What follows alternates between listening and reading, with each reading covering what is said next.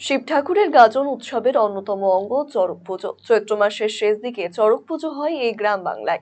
আবার কোথাও কোথাও বৈশাখ মাসেও এই চড়ক পুজোর অনুষ্ঠিত হয়, ফলে পুরো চৈত্র মাস ধরে চলে শিবের আরাধনা। এর জন্য চড়ক পুজো কমিটির সদস্যরা চৈত্র মাসে বাড়ি বাড়ি গিয়ে পুজো এবং নাচ গান করে অর্থ সংগ্রহ করে থাকেন। শিব, কালী সহ বিভিন্ন দেবদেবী সেজেও তারা এই প্রাচীন উৎসবে মেতে ওঠেন। মঙ্গলবার এমনই চিত্র দেখা গেল কালিয়াগঞ্জের রাজপথে। মহেন্দ্রগঞ্জ নাট মন্দিরের উদ্যোগে চড়ক মেলা কমিটির বিভিন্ন দেবদেবীর মূর্তি নিয়ে শোভাযাত্রা সহকারে নাচ গানের মধ্যে দিয়ে পুজোর সাহায্য গ্রহণ করছে। এবছর তাদের চড়ক পুজো 40 বছরে পদার্পণ করেছে। তাদের এই শোভাযাত্রা দেখতে রাস্তার দুপাশে সাধারণ মানুষ দাঁড়িয়ে পড়েন এদিন।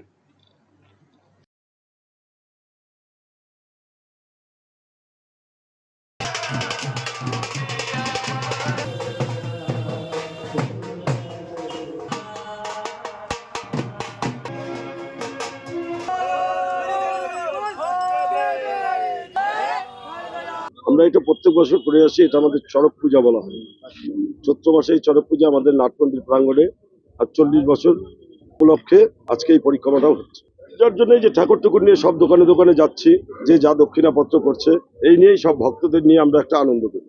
চড়ক পূজাটা করা হয় ভক্তবিন্দু, সব দেশ, ভারতবর্ষ, সব ভারতের লোকজন যাতে সুস্থ সবল থাকে, যার জন্য আমাদের এই চড়ক পূজাটা আগামী 31শে চৈত্র সোমবার মহেন্দ্রগঞ্জ বাজার নাটমন্দির প্রাঙ্গণে আমরা এই 30টা দিন এটা রাত্রিতে আমাদের এই যে জলফুল ভোগ হয়, রাত্রিতে ভোগ গুড়া, পূজা পার্বণ সবকিছু সবাই খুব আনন্দ করে। অনেক ভক্তবিন্দু আসে, প্রসাদ পায়।